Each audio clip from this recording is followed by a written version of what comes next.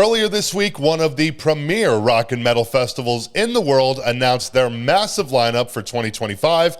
I am, of course, referring to none other than Download Festival, which I guess 2025 will be the 22nd edition of the festival, which is insane. The lineup, of course, is just absolutely massive, including Green Day, Korn, Weezer, Bullet for My Valentine, Spirit Box, Sex Pistols with Frank Carter, Steel Panther, Cradle of Filth, a ton of others. I think 92 bands so far, perhaps none more notable, though, than Sleep Token, who are in a headline spot alongside Green Day and Korn. And the decision to have Sleep Token as one of the headliners, of course, got people all over the internet complaining and questioning why Download would put Sleep Token in a headline position, saying that the band is not big enough, they haven't made enough of an impact on a level similar to Green Day or Korn, the band's too new, whatever it may be. And, I will admit, I was a little taken aback to see Sleep Token headline such a major festival. I mean, like I said at the beginning, Download Festival is certainly one of the biggest rock festivals in the world, bar none. I wasn't angry or even annoyed or anything like that. I guess just a little surprised, because it really is insane how quickly Sleep Token has turned into what they've become.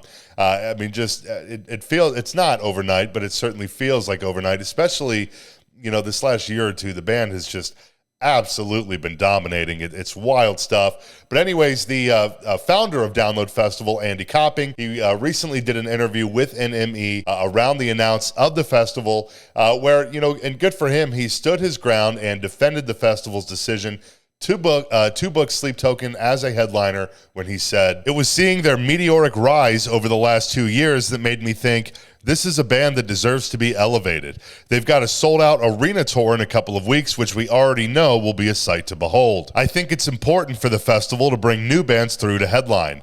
Back in the day, I did it with Slipknot. I did it with Avenged Sevenfold and Biffy Clyro. In 2023, we did it with Bring Me the Horizon. Now, every one of those bands across the world is perceived as a festival headliner. That's what I felt this time with Sleep Token. It feels like we're the first major festival that's taken the bull by the horns and gone, okay, it's time. It's Sleep Token's moment. I know it's going to be amazing for them, amazing for the festival, and amazing for the fans." It is definitely a ballsy move to have Sleep Token headline, because no matter your stance on the band, whether you love them or can't stand them, whatever, there is no denying that they are by no means a household name like Green Day or Korn, or any of the other usual suspects that Download gets to headline. Iron Maiden, Metallica, Slipknot, whatever it may be, or even some of the undercard of this year's lineup, honestly. But, this is really, to me at least, in my opinion, this is how we move forward. Everyone is always asking, what are we going to do when all of the big rock and metal bands are done? Metallica, Slipknot, Judas Priest, even more, Motley Crue, Guns N' Roses, whoever, a lot of these legacy bands, because there's not too many newer rock and metal bands that are able to draw the crowds like a lot of those legacy bands. So a lot of people are saying, who is going to take over? Who are these, the modern day rock stars, so to speak, whatever you want to say.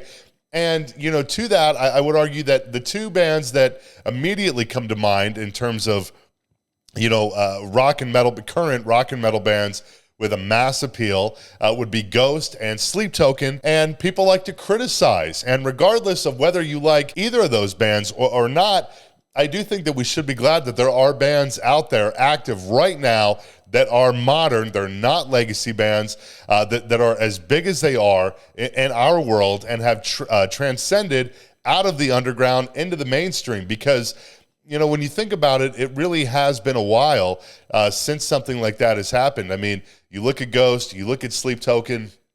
I honestly, without putting too much thought into it, I can't really think of another hard rock or metal band that has even come close to this mainstream appeal that both of those bands have. So good for Download, ballsy move, but the lineup overall is great. Definitely, if you're over that way, check it out. I would love to check out a Download someday. So I don't know. Props to them, though, for having the balls to book Sleep Token as a headliner.